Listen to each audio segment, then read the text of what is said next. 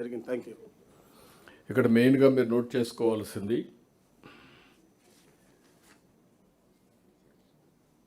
ఈ యొక్క revenue records అన్నీ కూడా ఎప్పుడు కూడా ఉన్నది best revenue records in Andhra Pradesh historically. నేను సీఎంగా తెలంగాణ ఆంధ్రప్రదేశ్ కంబైన్డ్ సీఎంగా చూశాను. తెలంగాణ ల్యాండ్ రికార్డ్స్ అటు ఇటు గందరగోళంగా ఉంటాయి. దానికి కారణం నిజాం ఎప్పుడు కూడా ఒకే ల్యాండ్ 5-6 మందికి ఇచ్చేవాడు. ఈరోజు ఒకరికి వస్తే ఇస్తాడు, ఇంకొకటి వస్తే మళ్ళీ ఇస్తాడు. దాంతో హైదరాబాద్ మొత్తం ల్యాండ్ రికార్డ్స్ అన్నీ చాలా వరకు డౌట్ఫుల్ రికార్డ్స్ అయినాయి.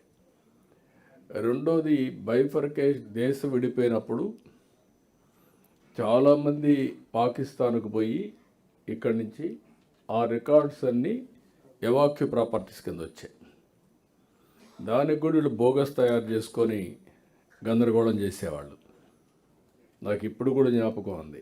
నేను ఎప్పుడు కూడా ఆంధ్ర రికార్డ్స్ అన్నీ ఎవ్వరు కూడా రెవెన్యూ అఫేర్స్లో ఆంధ్రాలో పాలిటీషియన్స్ ఇంటర్ఫేర్ అయ్యేవాళ్ళు కాదు. అదే సమయంలో ఎవరికి డిస్ప్యూట్ ఉండేది కాదు. British people always records maintain చేసేలో చాలా పర్ఫెక్ట్గా ఉంటారు. జమాబందీ, ప్రతి ఒక్క సంవత్సరం ట్యాక్స్లు కట్టాలి, కట్టిన తర్వాత మనకి ఇస్తారు. తర్వాత ఎన్టీఆర్ వచ్చిన తర్వాత నా భూమికి నువ్వేడరా పెత్తనం, దీనికి నేను డబ్బులు కట్టడం తీసేసాడు, అది వేరే విషయం. అంతవరకు ల్యాండ్ సిస్ కింద వేసేవాళ్ళు. ఇప్పుడు ఇక్కడికి వచ్చినప్పుడు 14-19లో గందరగోళం చేశారు. దిస్ వేర్ టెక్నాలజీ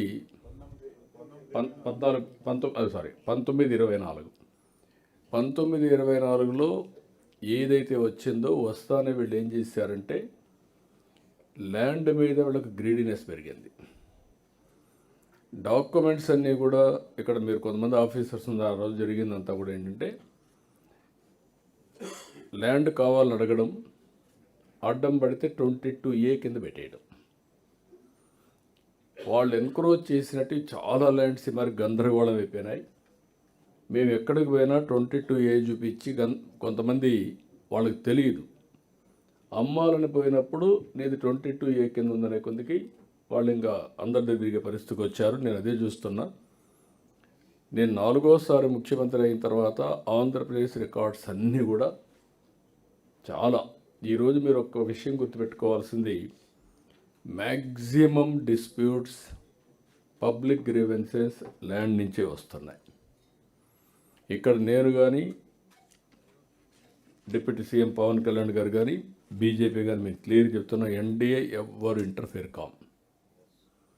100% దీన్ని ఫుల్ ప్రూఫ్గా ఇచ్చే బాధ్యత మీది.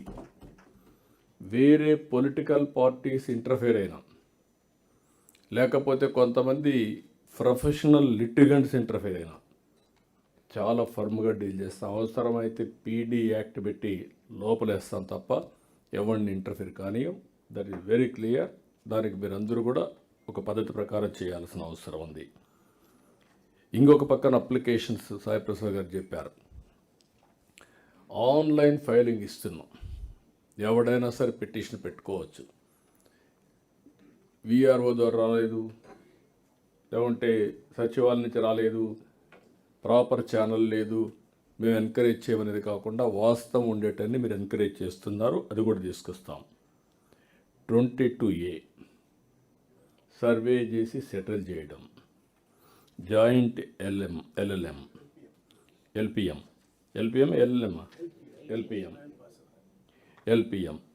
ఇవన్నీ కూడా ఒక టైం బౌండ్ ప్రోగ్రామ్.